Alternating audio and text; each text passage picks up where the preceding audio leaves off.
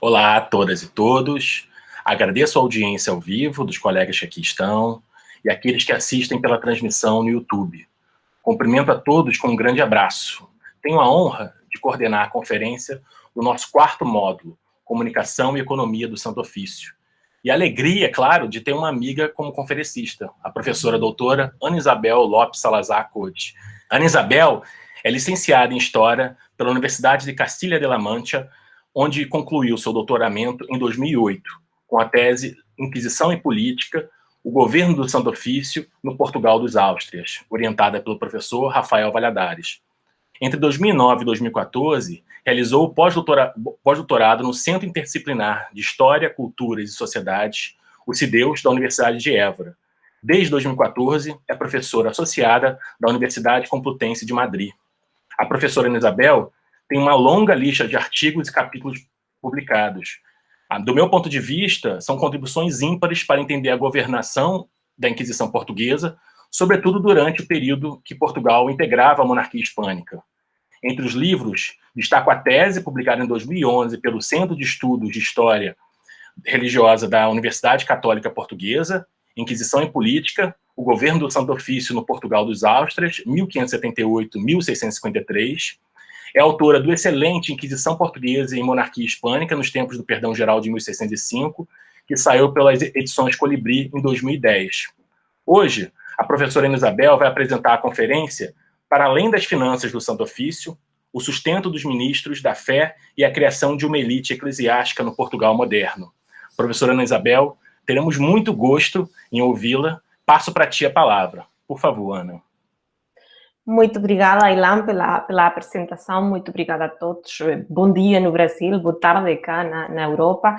E as minhas primeiras palavras são de gratidão para a comissão organizadora deste simpósio, para o Ronaldo Banfas, para a Daniela Calainho, o Bruno, o Ângelo, o Ilani e a Susana. Muito obrigada por terem querido fazer este encontro neste momento tão difícil. É mesmo um desafio, uma alegria estar com vocês e é uma honra terem querido que eu faça esta apresentação hoje cá.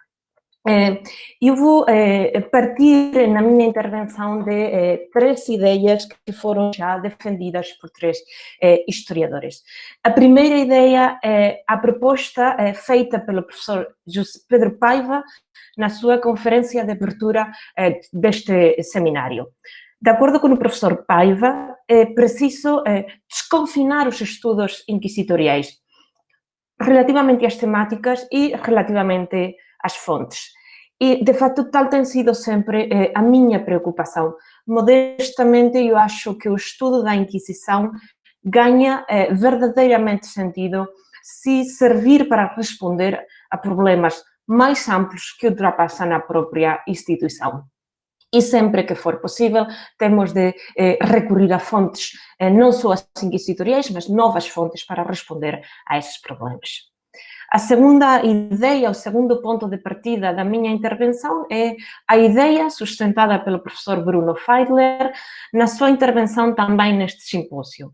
A ideia de que é preciso olhar para a Inquisição como uma instituição inserida no conjunto dos outros tribunais e instituições seculares e eclesiásticas do reino. Neste sentido, como lembrou o professor Feidler na sua intervenção, estudar a figura dos deputados é absolutamente fundamental, pois eram eles que partilhavam funções no Santo Ofício e nas outras instituições, nos altos tribunais de justiça e na universidade. Como o Feidler falou, os deputados eram ligações vivas entre as instituições. E a estas ligações vivas, desculpa, Feidler, se eu estou a tomar a tua expressão, vou voltar ao longo da minha intervenção. E o terceiro ponto de partida da minha intervenção é a tese clássica do professor José Veiga Torres. A tese de que a Inquisição, ultrapassado o período de maior repressão dos cristãos novos, foi utilizada por grupos sociais em processo de ascensão e promoção social para consolidar a sua posição. A minha questão é a seguinte: se as familiaturas do Santo Ofício, como estudou Veiga Torres, foram utilizadas para fins diferentes dos originais, não é possível que acontecesse o mesmo com os outros cargos do Santo Ofício, inclusive aqueles mais relevantes, como os de deputado. Só foram deturpados os cargos de familiar e só laicos em processo de ascensão se serviram da Inquisição e dos seus privilégios para fins diferentes dos originais. Não aconteceu mesmo no caso dos eclesiásticos. Portanto, eu parto destas três ideias. A ideia de abrir os estudos inquisitoriais a novas fontes, a novas temáticas fora da Inquisição, a ideia de estudar a relação da Inquisição com as outras instituições e a ideia de ver como é que a instituição foi aproveitada para fins diferentes dos originais. E, portanto, partindo destas três ideias, vou dividir a minha intervenção em duas partes. Primeiro, muito breve, vou expor o difícil processo de consolidação de uma estrutura econômica inquisitorial que permitisse tanto o funcionamento do tribunal como o sustento dos ministros da fé. E, em segundo lugar, no núcleo da minha intervenção, vou tratar da questão da aparição de um interessantíssimo grupo dentro do Santo Ofício, que se aproveitou dos privilégios inquisitoriais, entre eles os econômicos, para poder se constituir numa elite eclesiástica e, em alguns casos, política de âmbito nacional. Pronto. Comecemos pela questão da criação de uma estrutura econômica inquisitorial, pois só com esta base poderemos compreender por que surgiu aquele grupo ao qual eu vou dedicar a segunda parte da minha intervenção. Para resumir esta questão da estrutura econômica inquisitorial, vou-me basear num trabalho que fizemos o Giuseppe Marcocci e eu própria há 10 anos sobre esta questão, mais de 10 anos, publicado no Dicionário Histórico da Inquisizione, dirigido pelo Adriano Prosperi. No entanto, é de dizer que este estudo que fizemos o Giuseppe Marcocci e eu própria foi de longo ultrapassado pelo magnífico capítulo dedicado a esta questão da formação da estrutura econômica, pelo Daniel Jevels, no seu extraordinário livro A Inquisição de Lisboa, 1537 a 1579. E para datas posteriores, o nosso trabalho foi de longo ultrapassado também pela magnífica tese de doutoramento defendida pelo Bruno Lopes sobre os pilares financeiros da Inquisição portuguesa, dedicada a um período posterior, a partir dos meados do século XVII em diante. Pronto. O primeiro que temos de levar em conta é que os bens confiscados nunca pertenceram de jure ao Santo Ofício. O Santo Ofício tinha a sua administração, mas não tinha a propriedade.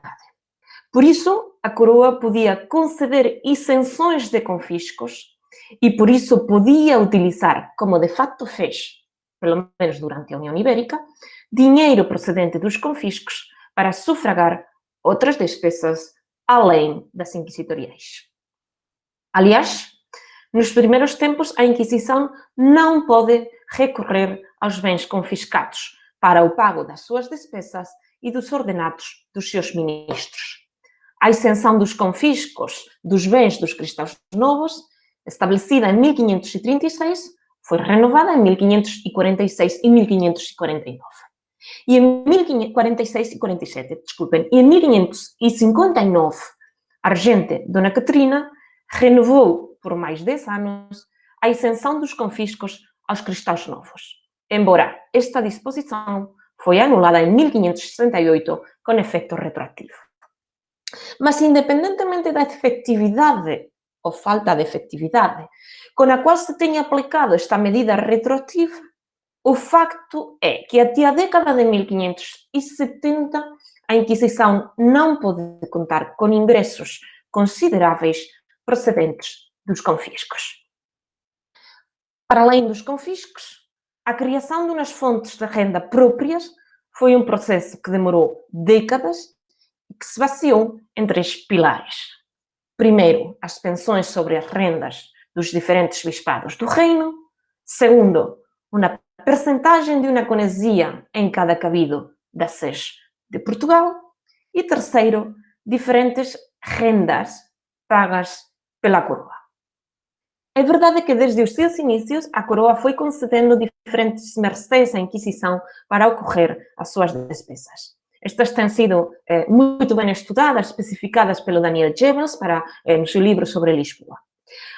No entanto, as mercês régias não bastavam para estabelecer no longo prazo uma estrutura econômica sólida. Por isso, em 1545, o rei concedeu à Inquisição o dinheiro das mercadorias que fossem levadas para fora do reino ilegalmente, a partir dos portos de Lisboa e Setúbal. E mais importante ainda é que entre 1555 e 1579, os papas foram outorgando à Inquisição diferentes pensões sobre as rendas dos bispados. Aliás, em 1575, Gregório XIII concedeu ao Santo Ofício 2/3 das rendas de uma conesia em Lisboa, Coimbra e Évora, e a metade das rendas de outra conesia nas outras dioceses do reino. No entanto, em 1583, esta mercê foi reduzida, o Santo Ofício passaria a receber a metade das rendas de uma conesia em Lisboa, Évora e Coimbra, nas sedes do tribunal, e 1/3 nas outras sedes. Finalmente, as mercês pontuais da coroa foram transformadas numa renda fixa no reinado de Dom Henrique.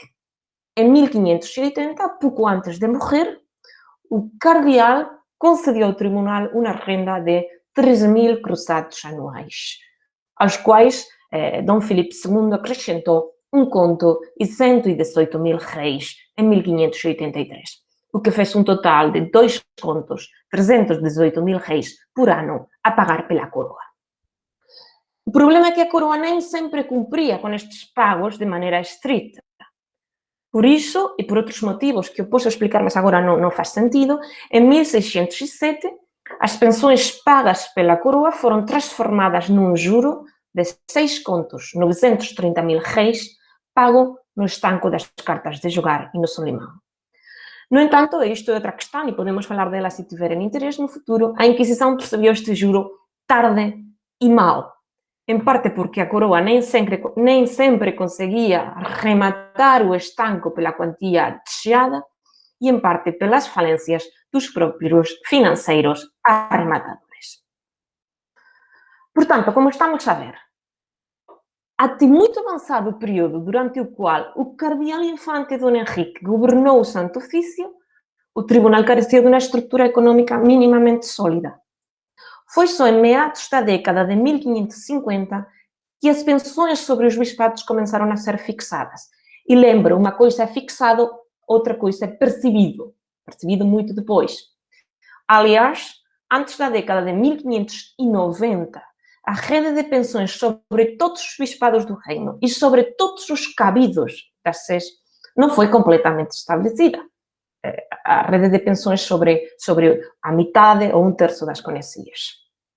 E também até a década de 1580, o Santo Ofício não contou com pensões anuais substanciais e constantes pagas pela coroa, não pontuais, mas substanciais. E os confiscos, além de que sempre tiveram o problema da sua falta de regularidade, eram quase inexistentes até a década de 1570. Portanto, de que viviam os ministros da fé e como é que se sustentava o tribunal nesses primeiros anos? Por um lado, estavam as mercês concretas da coroa, com quantias várias, que já foram expostas pela Elvira Mea há muitos anos, pelo Giuseppe Marcocci, pelo Daniel Jevons, mercês pontuais. E por outro lado, e esta é a minha questão, num momento muito inicial, Dom Henrique conseguiu que o sumo pontífice concedesse aos ministros da fé a percepção dos frutos dos seus benefícios eclesiásticos sem residir neles, o que é chamado in absentia, in ausência. O privilégio foi concedido pela primeira vez em 1539, lembrem-se da data, e manteve-se em vigor durante toda a existência do tribunal. No entanto, experimentou algumas modificações no decurso do século XVI, das quais tenho tratado noutro lugar com maior precisão e não faz sentido voltar para isso agora.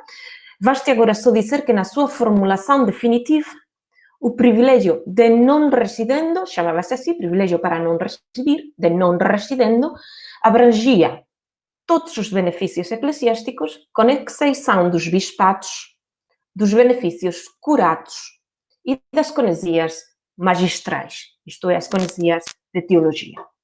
O privilégio de non residendo era renovado cada 5 anos e por isso chamava-se privilégio do quinquênio. Só passou a ser uma concessão perpétua no fim do século XVIII, portanto, nas décadas finais do tribunal.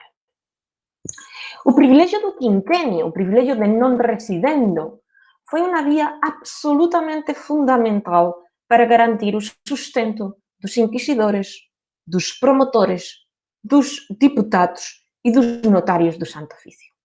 Foi absolutamente essencial nos primeiros anos, quando nem as confiscações, nem as rendas sobre os bispados, nem as pensões sobre as conesias sustentavam o incipiente edifício inquisitorial. Lembre-se que foi concedido pelos papas apenas 3 anos depois de estabelecida a Inquisição em 1536. Muito cedo, em 1539.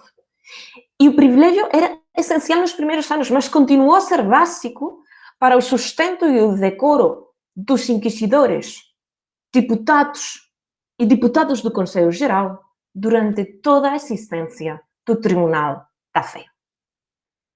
Vamos olhar para um par de exemplos tirados do livro sobre o qual estou a trabalhar nestes momentos e espero poder acabar cedo, o mais cedo possível. Chamo a atenção para o fato destes exemplos datarem já de uma época na qual o Santo Ofício contava com fontes de renda fixas, isto é, quando já tinha ultrapassado a grande debilidade financeira do período inicial. O primeiro exemplo de 1608. Nessa altura, Gaspar Pereira, futuro deputado do Conselho Geral, era ainda inquisidor do Tribunal de Coimbra. E como tal, em 1608, o inquisidor de Coimbra auferia de um ordenado de 120.000 réis por ano. É verdade que a esta quantia nós temos de somar algumas propinas vencidas, por exemplo, nomeadamente com ocasião dos autos da fé. 120.000 réis de ordenado, mas algumas propinas. Nessa altura, o inquisidor era cônego doutoral da sé de Braga e a sua prebenda rendia mais coisa, menos coisa, uma estimativa, por volta de 200.000 réis anuais. Isto é, os ingressos do inquisidor procedentes do seu benefício eclesiástico eram claramente superiores aos recebidos do Tribunal da Fé, mesmo se incluirmos as propinas e o ordenado. O segundo exemplo é de 1618. Nessa altura, Dom Francisco de Meneses era inquisidor de Lisboa e percebia 200.000 réis de ordenado. Entretanto, tem havido um acréscimo nos ordenados. 200.000 réis de ordenado, além de diferentes propinas pelos autos de fé, fundamentalmente. 20.000 réis por auto da fé. Quanto que ele pode perceber por ano do Santo Ofício? 220.000, 240.000 réis por ano. Pronto. Nessa altura, o inquisidor era chantre na sé do Porto. E esta dignidade de chantre rendia, poucos anos mais à tarde, por volta de 350.000, 370.000 réis anuais. Portanto, mais uma vez, o inquisidor percebia muito mais do seu benefício do que do seu ordenado, mesmo se incluirmos neste as propinas. Não vou multiplicar os exemplos, pois, como digo, trata-se de uma investigação em curso, confio apresentar os resultados proximamente e muitos dados podem resultar cansativos numa apresentação. A minha ideia, no entanto, acho que fica clara. Uma percentagem muito significativa, embora variável, dos ingressos pessoais dos ministros do Santo Ofício procedia das rendas dos seus benefícios eclesiásticos. E a segunda ideia, e eu acho que é muito importante, é o fato destas rendas dos benefícios eclesiásticos nunca ficarem desvalorizadas. Os ordenados podem ficar desvalorizados. O Bruno Lopes depois pode explicar isso melhor do que eu. Mas as rendas dos benefícios nunca ficaram desvalorizadas, pelo motivo de que uma parte significativa das rendas das conesias, embora variável de uns cabidos para outros, e isto também posso explicar mais tarde, procedia dos dízimos, isto é, da produção agrícola. Temos, portanto, uns homens dedicados à defesa do tribunal, da fé, desculpem, do Tribunal do Santo Ofício, uns homens que, para o seu sustento, gozam, desde 1539, de um privilégio que lhes permite receber as rendas dos seus benefícios sem residir neles. São promotores, são deputados, são inquisidores ou são deputados do Conselho Geral.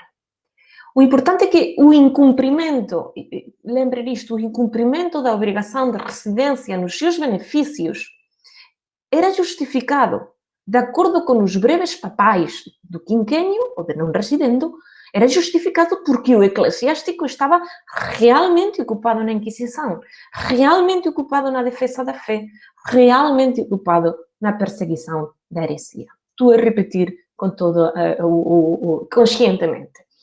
A justificação não reside no seu benefício porque está ocupado na defesa da fé. Em princípio, tudo estava em ordem, conforme é previsto pelo cardeal Dom Henrique. O privilégio de não residendo vai se renovando cada 5 anos, desde 1539 em diante. O edifício desenhado por Dom Henrique vai se consolidando. E, no entanto, alguma coisa que começa a mudar a partir de finais do século XVI. Alguma coisa muda a partir de finais do século XVI, porque na década de 1560 se produz uma transformação institucional que altera a composição de boa parte dos cabidos catedrais portugueses. Isto é, daqueles criados na Idade Média, antes das reformas de Dom João III. Trata-se, portanto, dos cabidos mais importantes, mais prestigiosos e com maiores rendas, os chamados cabidos antigos. Esta transformação institucional deviu-se ao estabelecimento definitivo das conesias magistrais e doutorais na década de 1560. Num princípio, tais conesias doutorais e magistrais tinham sido criadas em Portugal no fim do século XV, em 1496, por bula do Papa Alexandre VI, portanto, muito antes da criação da Inquisição. Em princípio, o Papa ordenou, em 1496, que as 2 primeiras conesias que vagassem em cada cabido ficassem reservadas, uma para um mestre ou licenciado em Teologia e a outra para um doutor ou licenciado em Direito. De acordo com esta bula papal de 1496, a provisão das novas conesias doutorais e magistrais far-se-ia ao nível da diocese pelo bispo junto com o cabido. E, aliás, o Papa estabeleceu, é isto importante, que os cônegos doutorais e magistrais deviam residir pessoalmente nos seus benefícios. Estabeleceu uma estrita residência sob pena de privação da prebenda. O problema foi que esta disposição papal de 1496 só teve efeito nas sés de Évora e Silves. Por isso, em 1563, portanto, já tinha sido criada a Inquisição, em 1563, o Papa Pio IV, a petição de Dom Sebastião, renovou a disposição de criação das conesias doutorais e magistrais. O Papa concedeu ao rei o padroado de todas as conesias doutorais e magistrais das dioceses antigas. Para os alunos brasileiros, as dioceses antigas são as de Braga, Lisboa e Évora, Porto, Coimbra, Lamego, Viseu e Silves. Silves depois foi transferida para Faro, é a sede do Algarve. Digo isto porque depois isto vai ser visto pelos alunos. Pronto, pois os providos nestas conesias doutorais e magistrais destas dioceses antigas deviam ser formados em teologia ou cânones na Universidade de Coimbra e deviam fazer um concurso na própria Universidade de Coimbra. O eclesiástico que ganhasse o concurso seria apresentado pelo monarca ao bispo da diocese para receber a colação canônica. Para o que tem a ver com o Santo Ofício, interessam-nos unicamente as conhecidas doutorais, as dos formados em Direito, pois a maior parte dos ministros da Inquisição tinha formação em Direito, não em Teologia, e as conhecidas magistrais ficaram cedo excluídas do privilégio do quinquênio. Em princípio, os cônegos magistrais deviam residir nos seus benefícios, a partir de certa altura. Pelo contrário, os cônegos doutorais sempre tiveram a possibilidade de se isentar da obrigação de residência nos seus benefícios, se integravam na Inquisição e gozavam do privilégio de não residendo. Tudo parece apontar, e esta é a minha ideia, a minha sensação, que num princípio, isto é, nas décadas de 1560 e 1570, o próprio cardeal Dom Henrique achou que as conhecidas doutorais podiam servir muito bem para garantir o sustento dos ministros da fé. Por que digo isto? Porque na década dos 70, de 1570, houve alguns inquisidores que conseguiram as conhecidas doutorais sem fazer concurso, sem primeiro fazer o concurso obrigatório na Universidade de Coimbra. Assim, por exemplo, Sebastião Vaz, inquisidor de Coimbra, conseguiu em 1571 a conhecia doutoral de Coimbra sem fazer concurso, só com nomeação do rei Dom Henrique. E em 1579, Antônio de Mendonça, inquisidor de Évora, conseguiu a conhecia doutoral de Lisboa também sem fazer concurso, só por nomeação de Dom Henrique, já então rei. Portanto, como estamos a ver, quando Dom Henrique faleceu, deixou a Inquisição com um privilégio concedido em 1539 e renovado cada 5 anos, que permite que os seus ministros recebam as rendas dos seus benefícios sem residir neles. Lembremos, aliás, que estes ministros, inquisidores, deputados, promotores, são eclesiásticos formados maioritariamente em Direito, como o Bruno Feider tem assinalado muitas vezes. E por isso, desde a década de 1560, podiam concorrer, os ministros da Inquisição, às conhecidas doutorais das principais dioceses do reino. Estas conhecidas doutorais providas por concurso na Universidade de Coimbra.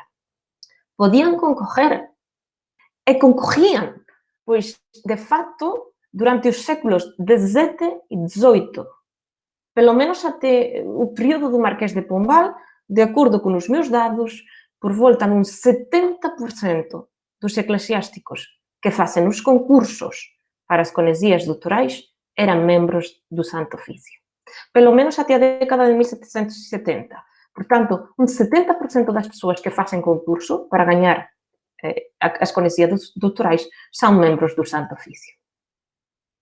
Os membros do Santo Ofício não só concorriam às conhecidas doutorais, mas ganhavam tais concursos, que é o importante. Se tinham muitas hipóteses de ganhar, não era só pelo seu profundo conhecimento do direito, que eu não vou pôr em dúvida, mas pelas próprias características do mundo no qual viviam. Acontece que os professores da Faculdade de Cânones são aqueles que estão a votar nos concursos para a provisão das conhecidas doutorais. E os ministros do Santo Ofício são aqueles que estão a concorrer a estes concursos. Muitas vezes, o professor que estava a votar no concurso e o ministro que estava a concorrer partilhavam um assento no Tribunal do Santo Ofício de Coimbra e partilhavam, ou tinham partilhado, espaço vital nos colégios maiores de São Pedro e de São Paulo de Coimbra. Portanto, desde o início do século XVII, as conhecidas doutorais ficaram praticamente monopolizadas pelos ministros do Santo Ofício, que desfrutavam destas prebendas sem cumprir com a obrigação de residência, embora estas prebendas tinham por bula de criação uma obrigação de estrita residência. E olhem para a monopolização destas prebendas. Na primeira metade do século XVII, os ministros da Inquisição são mais de 80% de todos os cônegos doutorais. Na segunda metade do século XVII, os ministros da Inquisição são 90% dos cônegos doutorais, das dioceses antigas. E na primeira metade do século XVIII, todos os cônegos doutorais são ministros do Santo Ofício. Nestes dados, vemos uma deturpação do privilégio papal de criação destas conesias, pois tinham sido instituídas para que os cabidos tivessem expertos em direito obrigados a residir nos seus benefícios. Uma deturpação do privilégio de criação das conesias.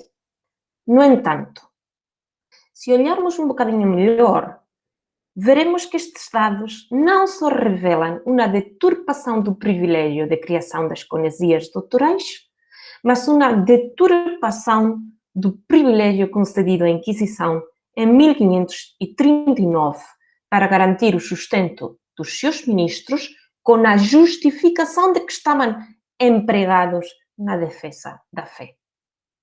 Estar empregado na defesa da fé, estar de fato a servir à Inquisição, estar dia e noite, de manhã e à tarde, no tribunal, no despacho, era a justificação do privilégio de não residente.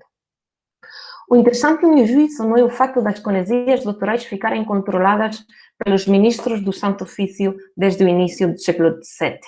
O interessante é que as conesias doutorais foram o instrumento que permitiu a aparição de uma elite eclesiástica de âmbito nacional que se serviu destas prebendas eclesiásticas sem residir nelas, mas que se serviu dos privilégios inquisitoriais sem também servir muito no Santo Ofício. Isto é assim porque boa parte dos ministros da Inquisição que foram cônegos doutorais ficaram só como deputados. E no século XVIII, muitas vezes como deputados extraordinários. Isto é, sem ordenado, sem chegar nunca a fazer carreira inquisitorial, sem atingir o ofício de inquisidor. Vou apresentar alguns dados para sustentar o que eu digo.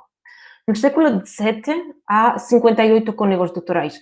Provavelmente se estão a perguntar por que há tão poucos. Há poucos porque o que eles faziam era percorrer diferentes dioceses. Portanto, começavam pelos cabidos com rendas mais pequeninas e tentavam atingir os cabidos com rendas mais grandes, maiores. Portanto, 58 cônegos doutorais, mas alguns deles passaram por vários cabidos.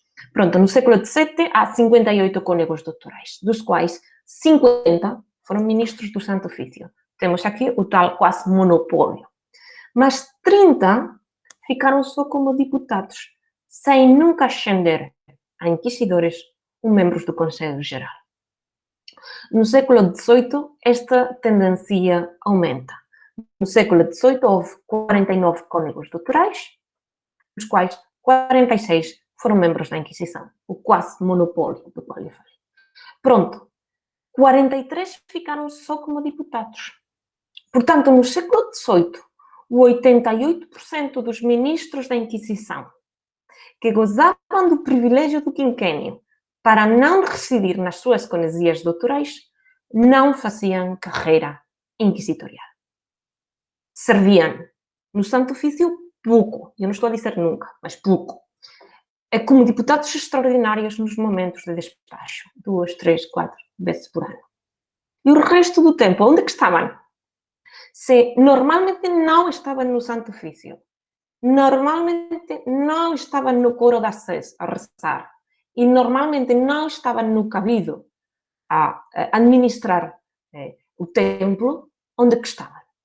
Estavam na universidade, como professores, e algumas vezes, mais raramente, nos altos tribunais de justiça do reino, fundamentalmente na Casa da Suplicação ou no desembargo do Paço. Vou ir concluindo.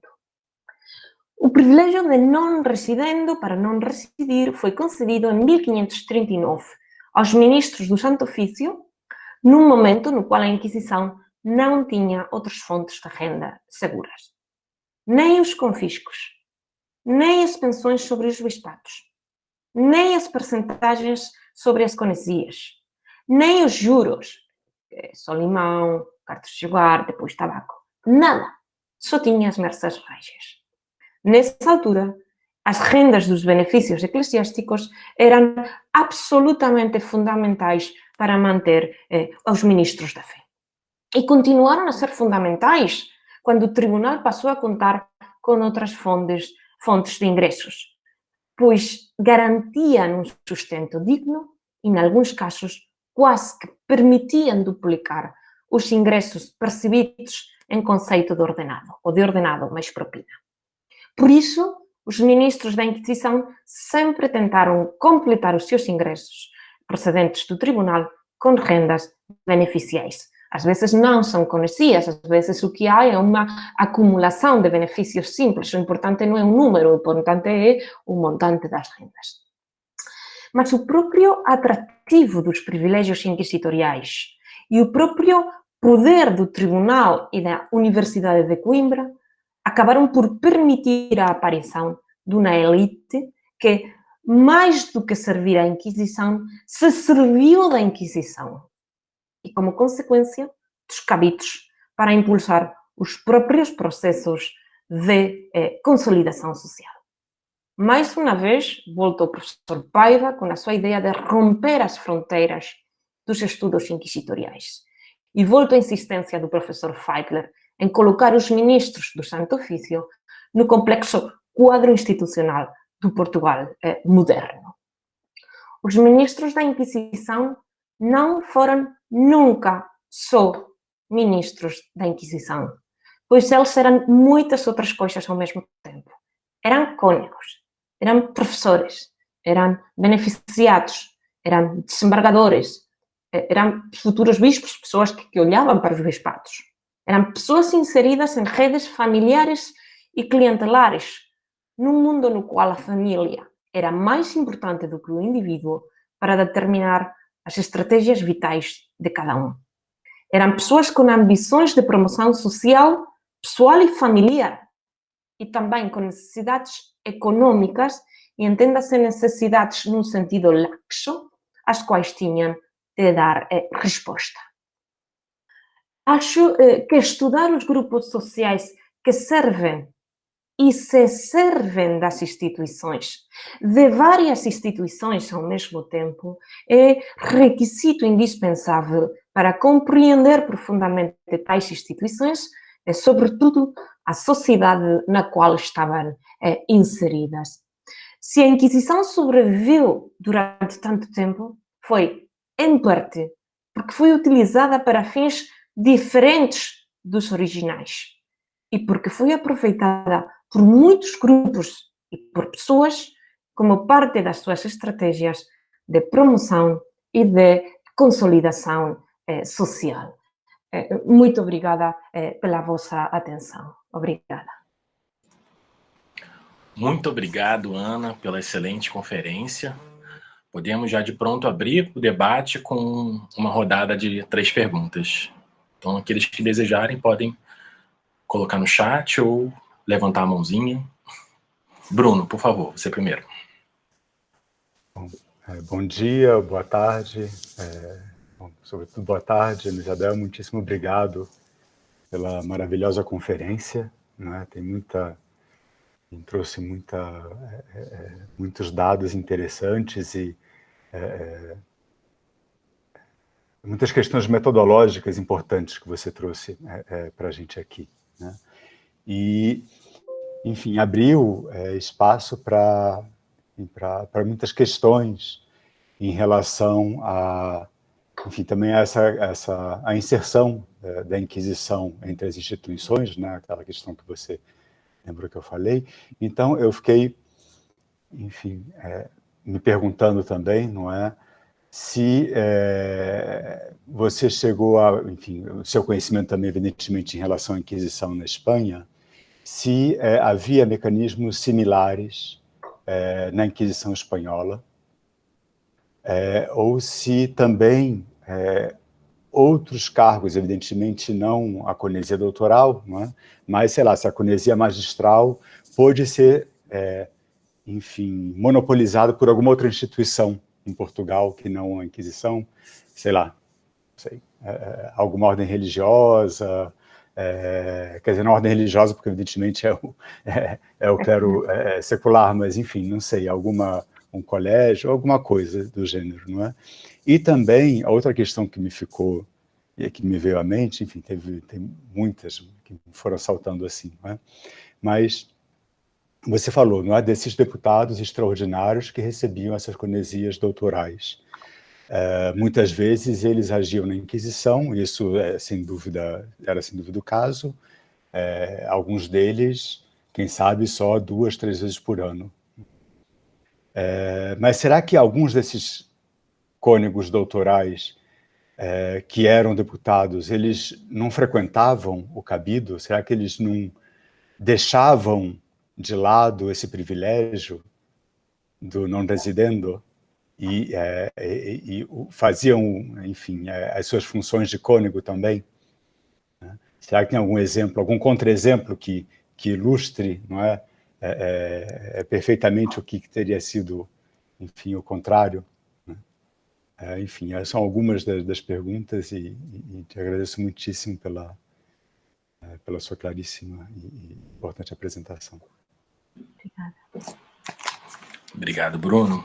Faço eu, então, a segunda questão. Ana, primeiro, parabéns de novo pela excelente conferência. Sempre aprendo bastante conversando, lendo. Sempre aprendo bastante contigo. Eu queria... Na verdade, a minha pergunta tem relação com outros trabalhos também que você escreveu e, sobretudo, seu livro sobre o Perdão Geral de 1605. Lá você coloca a discussão sobre a suspensão feita pelo Clemente VIII da anulação da concessão aos bispos, no caso, das licenças para residirem fora das suas dioceses. Então, a minha pergunta vai nesse contexto. Primeiro, que você explicasse, acho que esse contexto, acho que é algo importante, você já faz isso muito bem no seu próprio livro. E o outro é saber se existiu algum impacto dessa cassação de residências nas conesias e nos outros benefícios, ou se isso só teve relação direta com a questão da política, enfim, da política da coroa de Castela e tudo mais. Então, queria que você tratasse disso. Mais uma vez, agradeço, Ana, foi ótimo. Passo, então, agora para a professora Fernanda Olival. Por favor, Fernanda. Parabéns, em primeiro lugar, como sempre, muito interessante. E do ponto de vista do uso das fontes, acho que a Ana Isabel é um excelente exemplo de quem estuda a Inquisição com outras fontes. A Inquisição e Política é uma excelente obra que pratica exatamente esse desafio. As questões que eu queria colocar são as seguintes. Em primeiro lugar, há fontes sobre os concursos para as conesias doutorais, porque não há muitas fontes sobre concursos eclesiásticos em Portugal identificadas. De facto, existem algumas, mas a maioria das pessoas esquece delas porque é uma questão pouco referenciada. Em segundo lugar, o ponto de partida dessas elites, o ponto de partida social desses indivíduos que classificaste como elites, situava-se onde? Eram gente dos grupos populares ou dos grupos intermédios, ou acima?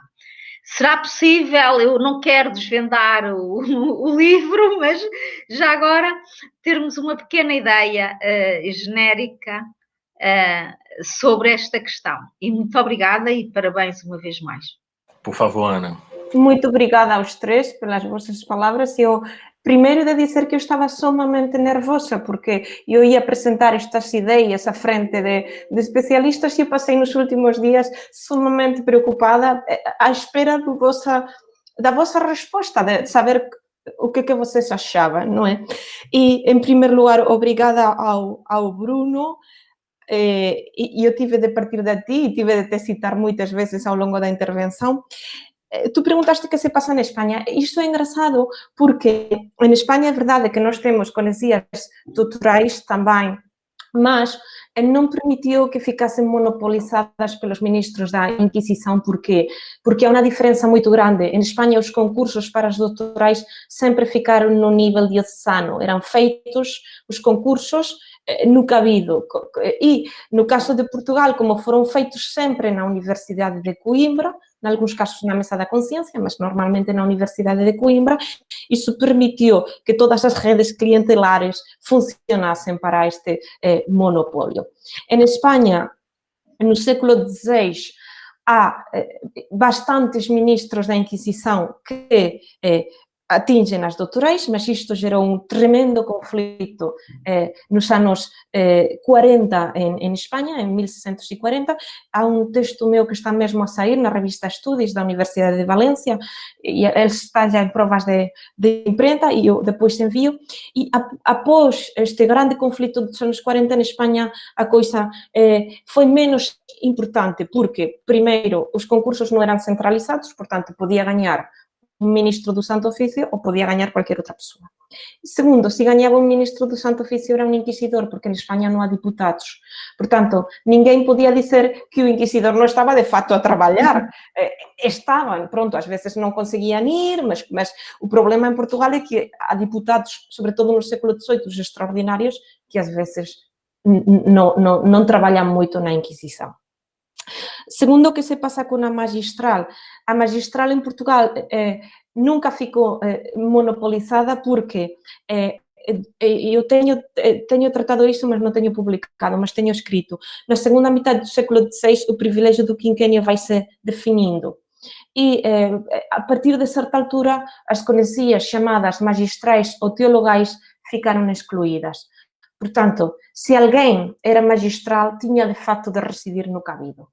Há alguns casos que não residem, porque estão em Coimbra como professores de teologia, mas estão com um privilégio específico, às vezes com licença específica do cabido. O cabido, às vezes, também tem interesse que um dos seus membros seja professor em Coimbra.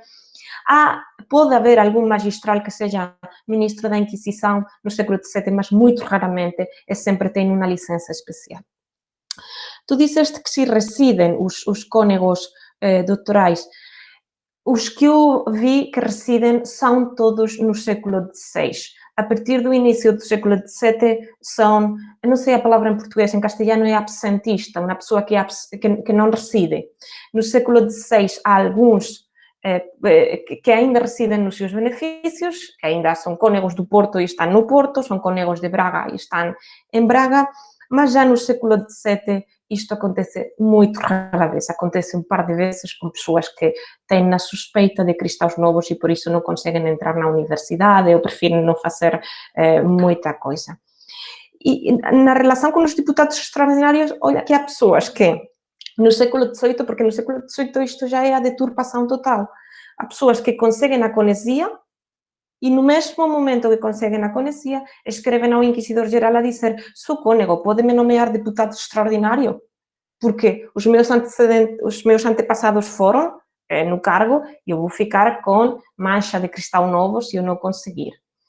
Portanto, às vezes é muito, muito interessante ver a petição de entrada no Santo Ofício no mesmo momento que a pessoa ganha o concurso para o deputado. Eu vou responder a Fernanda e depois vou para o Ilan com os bispos. As fontes para os concursos, num texto que eu, claro, se eu digo que os 70% eram ministros da Inquisição, eu estive a trabalhar com os concursos para as conhecidas doutorais e eu publiquei isso num texto dos Livros de la Corte, que é uma revista espanhola da Universidade Autónoma, um texto que é uma oligarquia eclesiástica, e os concursos eram feitos na Universidade de Coimbra e, portanto, eu tenho trabalhado com as fontes da Universidade de Coimbra, que estão lá no arquivo, para estudar estes concursos, que são muito repetitivos. No fundo, a mim o que me interessa é saber quem se apresentava e quem ganhava, e é super divertido. As nossas universidades atuais são modelos absolutamente nórdicos, suecos e noruegos em comparação com o que eram os concursos, estes concursos. Portanto, eu trabalhei com as fontes de Coimbra. E desde o ponto de partida social é algo que eu estou a tentar fazer agora, para não pregar e depois não fazer o que eu prego que temos de estudar socialmente as instituições e estou a tentar fazer. Eles, normalmente, uma percentagem muito grande está num patamar da gente da governança das terras. Portanto, nós não temos alta nobreza, podemos ter algum filho de algum título, ou podemos ter algum filho de comendadores, alguns filhos, mas, nomeadamente, são aqueles que chamam nobres, cidadãos nobres, gente nobre da governança da terra, mais ou menos isso. Pessoas que são vereadores, os pais, obviamente, que são vereadores, juízes. Há alguns que estão em processo de promoção social e, portanto, são filhos de almotacés. Vocês sabem que o Joaquim Romero Magalhães explicou isso, que os almotacés eram aqueles que permitiam depois o acesso aos outros cargos nas câmaras. E são pessoas que ou vivem da sua fazenda ou vivem na lei de nobreza. Viver a lei de nobreza também não é o mesmo do que ser, de facto, nobre. E com o Islã, pronto, a verdade é que em 1599 suprimem-se as licenças dos 2 bispos para serem inquisidores gerais, em Espanha e em Portugal. Também isso foi uma forma do Duque de Lerma afastar o inquisidor geral espanhol do cargo. O cargo vinha de tempos de Dom Filipe II, em 1589, desculpem, 98 e 99 há uma modificação quando Lerma chega ao poder e, portanto, quer afastar o inquisidor-geral de Espanha e só pode afastar a dizer que ele tem de ir para o seu bispado, lá em Cuenca, e tem de fazer o mesmo para Portugal. No entanto, os bispos já tinham sido antes afastados do privilégio do quinquênio. O privilégio do quinquênio foi se reduzindo a raiz da aprovação dos decretos de Trento e, portanto, primeiro ficaram excluídos os benefícios episcopais e curados e depois as conhecidas doutorais. Se os inquisidores gerais, no ano 1599, podiam residir fora dos seus bispados, era por um privilégio especial, mas já tinham sido afastados do privilégio do quinquênio, sobretudo após Trento. Após Trento, a mudança no privilégio do quinquênio é evidente. Não podemos ter párrocos, reitores ou priores a residirem fora. É isso. Obrigada. Obrigada aos 3. Obrigado, Ana. Se não há mais perguntas, então, encerro a sessão agradecendo imenso a professora Ana Isabel e a todos e todas que tiveram por aqui. Logo mais, às 14 horas, temos a primeira mesa de título As Contas da Inquisição. Obrigado e até lá. Muito obrigada. Obrigado, Ana. Agora é aquele momento que todos abrem a cama para a gente poder fazer a nossa fotinha.